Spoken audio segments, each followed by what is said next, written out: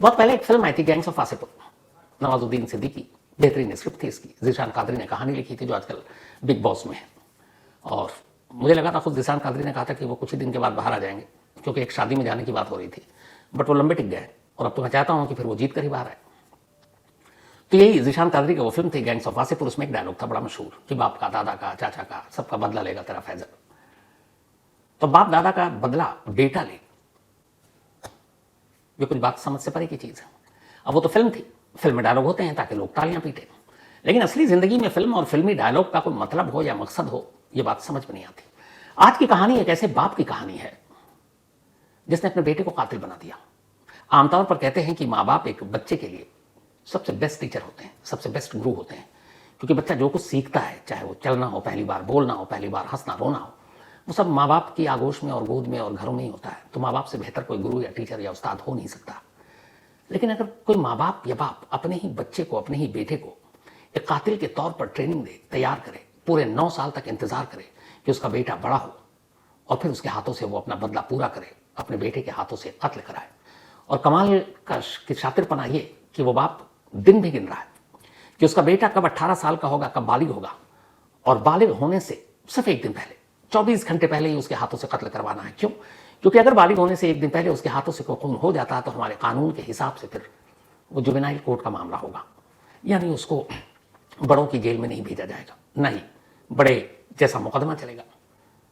तो बच्चों के हाथों होने वाले जुर्म के हिसाब से मुकदमा होगा जिसमें मैक्सिमम पनिशमेंट या सजा सिर्फ 3 साल है। तो पूरे 9 साल तक एक बाप बदले की आग में झुलसता रहा और इंतजार करता रहा कि उसका बेटा कब बालिग होने की दहलीज पर खड़ा। और फिर जैसे ही वो दिन आता है, सचमुच वो बेटा अपने बाप का बदला लेता है, एक कत्ल करके। ये कहानी दिल्ली की है। दिल्ली में एक प्रॉपर्टी डीलर नाम खुशीराम। खुशीराम की अपनी जिंदगी ठीक ठाक चल रही थी, परिवार में एक बेटा, सब कुछ ठीक था। लेकिन प्रॉपर्टी का धंधा ही ऐसा होता है जिसमें दुश्मनी भी बहुत होती है। तो खुशीराम की इसी प्रॉपर्टी डीलिंग के चक्कर में लखपत सिंह कटारिया नाम के एक और शख्स से झगड़ा हुआ। अब लखपत सिंह कटारिया थोड़े ताकतवर, बात 9 साल पुरानी है, 2016 की। 2016 में यह झगड़ा हुआ। छोटे मोटे झगड़े के बाद एक दिन नौबत ऐसी आई कि लखपत सिंह कटारिया ने अपने लोगों के साथ मिलकर खुशीराम पर हमला कर दिया। खुशीराम को बहुत बुरी तरह पीटा। पिटाई इतनी जबरदस्त थी और इतने गहरे जख्म थे कि अगले 9 महीने तक खुशीराम बिस्तर से नहीं उठ पाए और वो बिस्तर पर पड़े रहे। 9 महीने तक जब तक वो बिस्तर पर थे तब तक वो यही सोचते रहे कि कैसे वो इसका बदला लेंगे। 2016 में जब ये हादसा हुआ तब खुशीराम का बेटा 9 साल का था। पिता अस्पताल में, बेटा भी जाकर देख रहा है, पूरा परिवार परेशान, और इधर बिस्तर से उठ पाने की हालत में नहीं खुशीराम। धीरे धीरे वक्त बीता गया और तभी एक दिन अस्पताल के बिस्तर पर लेटे लेटे ख्याल आया। ख्याल ये कि जो कुछ उसके दुश्मन ने उसके साथ किया है वो उसका बदला लेगा। लेकिन उसे लगा कि पता नहीं फिर से वो कभी अपने पैर पर खड़ा हो पाएगा कि नहीं, तो बदला कौन लेगा। एक रोज बेटा अस्पताल आया हुआ था, बेटे की तरफ देखा और खुशीराम ने उसी पल तय किया कि उसकी इस पिटाई और इस बेइज्जती का बदला कोई और नहीं, उसका अपना बेटा लेगा। लेकिन तब 9 साल की उम्र में मासूम बच्चा कहां वो लड़ पाता, कहां बदला ले पाता। लेकिन खुशीराम के दिल में नफरत इस कदर घर कर गई थी कि उसने कहा कि वक्त का इंतजार करेंगे, लेकिन बदला बेटा ही लेगा। 9 महीने के बाद अब खुशीराम घर पर, सब कुछ जिंदगी वापस पटरी पे, सब ठीक ठाक, लेकिन बदले वाली भावना मन से नहीं गई। और इधर जब उसने तय कर लिया तब एक माँ बाप जो अपने बच्चे को अच्छी तालीम, अच्छा इंसान, एक कामयाब इंसान बनाने के लिए सब कुछ झोंक देते हैं, यहाँ ठीक उल्टा। अब ये बाप अपने बेटे को बुराई के रास्ते पर चलने की तालीम दे रहा है। वो उसे बता रहा है कि क्रिमिनल कैसे बनते हैं, वो उसे बता रहा है कि लोगों से कैसे मारपीट करते हैं, वो उसे बता रहा है कि कैसे जो लोग हैं उनको डराते हैं, धमकाते हैं। अब एक छोटा बच्चा, बाप उसे ट्रेन कर रहा है, उसे लगा इससे बेहतर चीज क्या होगी, शायद पिता सही कह रहे हैं। वो बाप के कहने पर चलता रहा, धीरे धीरे बुरे रास्ते पर बढ़ता रहा, बुरी आदतें लगती रहीं और बाप उसकी हर बुराई पर खुश होता रहा कि मेरा लड़का सही ट्रैक पर जा रहा, सही रास्ते पर जा रहा है। जैसे कोई माँ बाप जब उसका बच्चा लायक होता है, इम्तिहान में कामयाबी हासिल करता है, डॉक्टर, इंजीनियर, IAS, IPS बनकर परिवार वालों के नाम रोशन करता है, तो वहाँ जब जब यहाँ इस मामले में उसका बेटा कोई बुराई करता है, किसी से झगड़ा करता है, किसी को पीटता, बाप की आंखें चमक उठती, उसे लगता है यही तो चाहिए और ये सही ट्रैक पर जा रहा है। एक दिन उसकी कसम शपथ का बदला उसका ये बेटा लेगा। धीरे धीरे वक्त बीता। अब बेटा 17वें साल में दाखिल हो गया, बालिग होने में 1 साल। बाप ने अचानक सोचा कि अगर उसका बेटा उसका बदला लेता है तो उसे अंजाम भी पता है। उसे मालूम था कि इसके बाद कत्ल के इल्जाम में आज न कल बेटा पकड़ा जाएगा, जेल जाएगा, पूरी जिंदगी वैसे ही बर्बाद हो जाएगी, बाकी तो 9 साल उसने कर ही दिए। लेकिन फिर बाप के दिमाग में ख्याल आया कि अगर उसका बदला भी पूरा हो जाए और उसके बेटे को ज्यादा सजा भी ना हो, 2-3 साल के अंदर वो बाहर आ जाए तो फिर क्या बेहतर है। तभी उसे आइडिया आया कि इस देश में जो भी जुवेनाइल क्राइम होते हैं, जो भी बच्चे जो 18 साल से कम के हैं, जो बालिग नहीं है, उनके हाथों खून भी हो जाए, रेप भी हो जाए, उन्हें बड़े और पेशेवर कातिल या रेपिस्ट जैसी सजाएं नहीं मिलती। उन्हें तो जेल भी नहीं भेजा जाता, उन्हें सुधार गृह भेजा जाता है और वहाँ आराम से वो 3 महीने 3 साल के अंदर बाहर आ जाते हैं और वहाँ रहना खाना पीना सब जेल के मुकाबले बड़ा आरामदेह होता है। बस खुशीराम ने तय कर लिया कि बेटा अगर बदला लेगा तो ठीक 18वें साल की दहलीज पार करने से पहले, यानी जब उसके हाथ से खून हो तो नाबालिग हो, बेशक उसके 24 घंटे बाद वो बालिग हो जाए। अब धीरे धीरे 18वां साल करीब आ रहा है।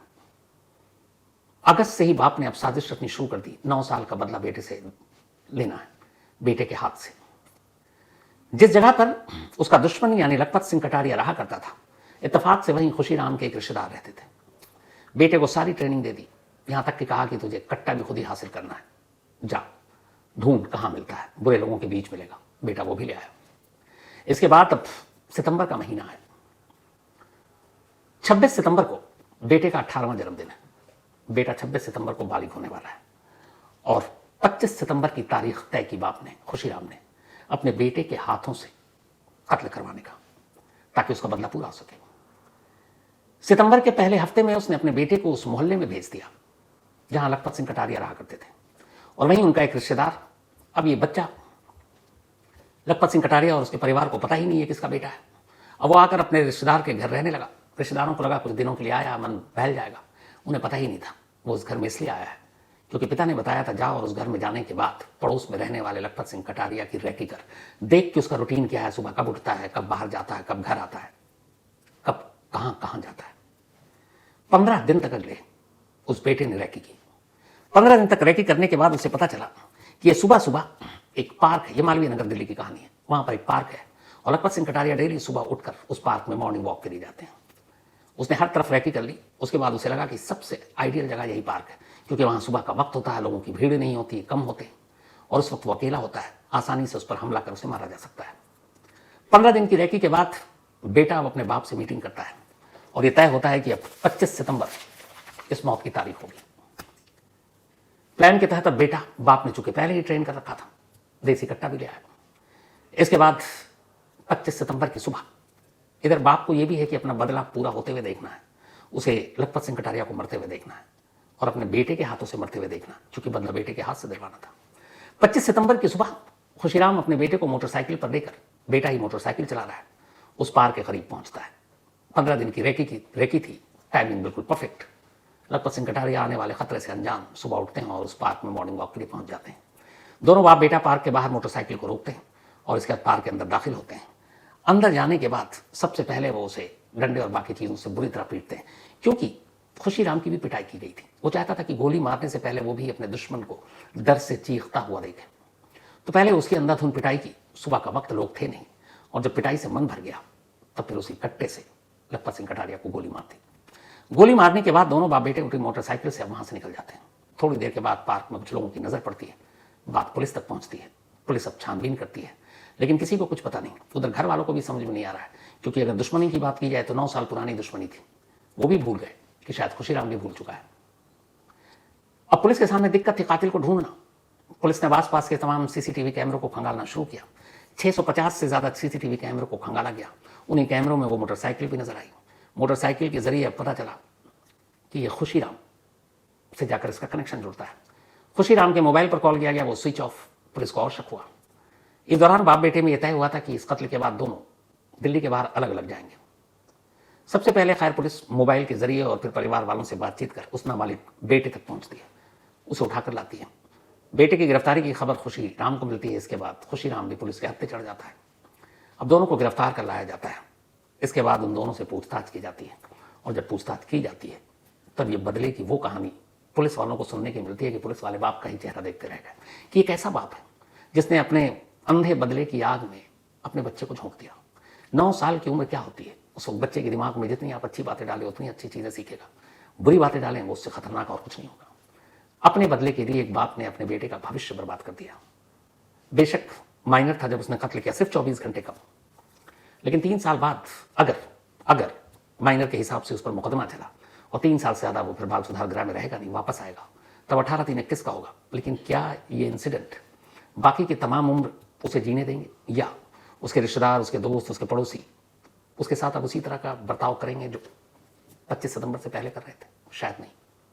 और क्या पता अगर ये पूरी चीज़ें अदालत में ढंग से रखी गई कि एक कत्ल जिसकी साजिश 9 साल से रची जा रही थी और उसमें एक बच्चा अपनी कच्ची उम्र से पक्की उम्र की तरफ बढ़ता जा रहा और इसी मकसद और इंटेंशन के तहत, तो शायद ये केस फिर जो हो वो बच्चों के हिसाब से ना हो, फिर ये केस एक बड़े के हिसाब से भी मुकदमा चल सकता है। कुछ ऐसी रूलिंग है जिसमें कहा गया कि अगर वो नाबालिग भी हो लेकिन उसका दिमाग उस लेवल का सोच रहा है जो एक शातिर क्रिमिनल सोचता है, तो ऐसी सूरत में, ऐसे सिचुएशन में ऐसे केस को आप बालिग केस के तौर पर भी डील कर सकते हैं। ऐसे कुछ मुकदमे हुए, तो ये दिल्ली पुलिस पर है कि वो किस तरह का इस मामले में केस तैयार करती है। लेकिन अफसोसनाक केस है, इसलिए क्राइम, क्रिमिनल, कत्ल सब कुछ होता है। लेकिन अगर माँ बाप ही अपने फायदे के लिए, अपने बदले के लिए अपने ही बच्चे को जुर्म के रास्ते पर ढकेल दे, वो भी सीधा तमंचा थमाकर कत्ल करने के लिए, तो फिर इसको क्या कह सकते? नहायत अफसोस।